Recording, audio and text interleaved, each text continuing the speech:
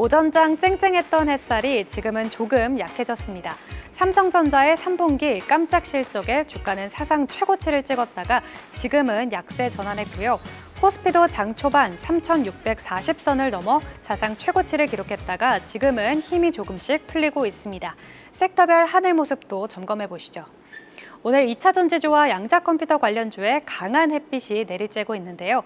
JP모간이 양자 컴퓨팅 분야에 대규모 투자를 예고하면서 간밤 미증시에서 리게티 컴퓨팅이 25%, 아이온큐가 16% 급등했습니다.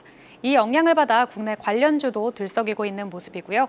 오늘 아침 삼성전자가 3분기 깜짝 실적을 발표를 했죠. 3분기 영업이익이 10조 클럽에 재입성하는 어닝 서프라이즈를 기록했는데요. 하지만 현재는 아쉽게도 주가가 약세로 돌아섰다는 점 체크를 하셔야겠습니다. 한편 어제 LG엔솔이 호실적을 발표하면서 2차 전지주 투심이 오늘까지도 이어지고 있는데요. 오늘 2차 전지주의 앞날을 전망해 보도록 하겠습니다. 2차 전지주 반등의 중심에는 LG엔솔의 깜짝 실적이 있었는데요. 하지만 추세적 회복은 요원하다는 분석이 좀 더 우세하긴 합니다. 일단 LG엔솔의 호실적으로 업종 투심이 회복될 거란 기대감과 ESS 시장의 성장, K배터리의 북미 전선 확대가 긍정적인 부분으로 꼽히고 있고요. 반대로 미국의 전기차 보조금 종료와 함께 중국의 자원 통제, 국내 배터리 3사의 글로벌 점유율 하락 소식은 우려가 되는 부분입니다. 이 내용들 하나씩 자세히 살펴볼까요? 네, 먼저 어제 3분기 잠정 실적을 발표한 LG에너지솔루션의 올해 실적을 확인해 보면요. 영업이익이 1분기부터 이렇게 꾸준히 늘고 있죠. 전년 동기 대비해서도 34% 증가했습니다. 시장 예상치인 5천억 원을 훌쩍 웃돈 수치고요. AMPC, 즉 IRA에 따른 세액공제 금액은 2분기보다 1,000억 원 이상 크게 줄었지만 AMPC를 제외하고 3분기 영업이익은 2,358억 원으로 2분기 14억 원에서 2,358억 원으로 한 개 분기 만에 영업이익이 2천억 원이나 증가를 했고요. 두 개 분기 연속 흑자를 기록했습니다. 네, 이렇게 AMPC가 줄었음에도 불구하고 영업이익이 34%나 껑충 튄 이유는 바로 ESS 덕분이었습니다. 전기차 수요 둔화에도 불구하고 북미 ESS 출하에 따른 수익이 본격화된 게 가장 컸고요. 그 외에도 고정비 감축이나 원통형 파우치 고객 물량이 증가한 것이 실적 선방에 도움을 줬습니다. 네, 한편 국내 배터리 기업들이 북미 전선을 확대하고 있다는 점도 2차 전지주 업황을 끌어올리고 있죠. 셀 제조사 중에 LG에너지솔루션은 북미 내 유일하게 LFP 기반 ESS 배터리를 대량 생산할 수 있는 기업입니다. 미국 미시간 홀랜드 공장에서 올해부터 LFP 롱셀 양산에 들어갔고 GM과의 합작사 얼티엄셀즈를 포함해 북미 공장 3곳이 이미 가동 중이고요.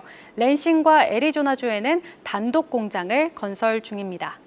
삼성 SDI도 GM과 스텔란티스와 합작해 미국 인디애나의 공장을 각각 건설 중이고 SK온도 포드와의 합작사 블루오벌 SK를 통해 미국 테네시주의 전기차 배터리 공장을 짓고 있는 상황입니다.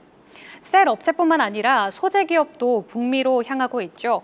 포스코 퓨처앱은 GM과의 합작사 얼티엄캠이 캐나다 퀘벡주에 짓고 있는 양극재 공장에 대한 1단계 시설 투자 완료 시점을 내년 10월로 확정 지었습니다.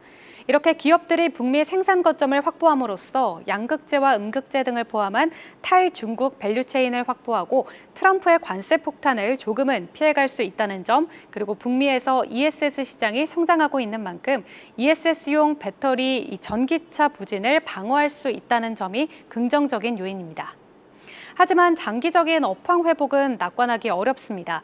미국이 9월 말 전기차 구매 보조금을 종료하면서 4분기부터는 전기차 재고 조정이 본격화되고 있고 또 미국 시장의 전기차 수요 절벽도 발목을 잡고 있습니다.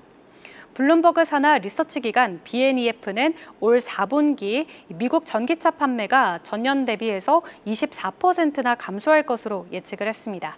여기에 더해서 중국 상무부의 흑연, 희토류 수출 통제도 불확실성을 키우고 있는데요. 국내 배터리 기업들의 중국산 흑연 음극재 의존도는 90% 이상이라서 직접적인 타격이 불가피한 상황입니다. 그럼에도 여기에서 투자 포인트를 찾아보자면 포스코 퓨처엠은 오히려 반사이익을 누릴 것이란 전망이 나오고 있는데요. 현재 국내 기업들 중에서 중국 외 국가에서 흑연을 조달할 수 있는 곳은 포스코 퓨처엠이 유일하기 때문입니다.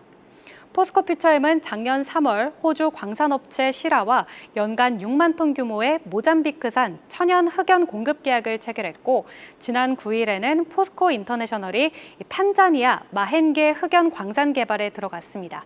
9월 초까지만 해도 이렇게 보시는 것처럼 목표가 하향이나 투자 의견 홀드가 많았는데, 9월 말부터는 우호적인 임국제 환경 변화와 3분기 실적 기대감에 목표가 상향 리포트들이 쏟아져 나왔습니다. 특히 다울투자증권 같은 경우에는 21만 원까지 목표가를 올렸다는 점 체크하시기 바라겠고요.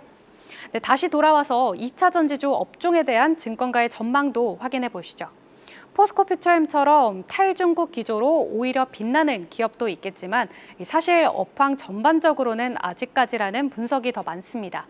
NH증권에서는 2차 전지주의 단기 반등은 비중 축소의 기회이고 내년 초까지 보수적인 시각을 유지하자라고 말했고요.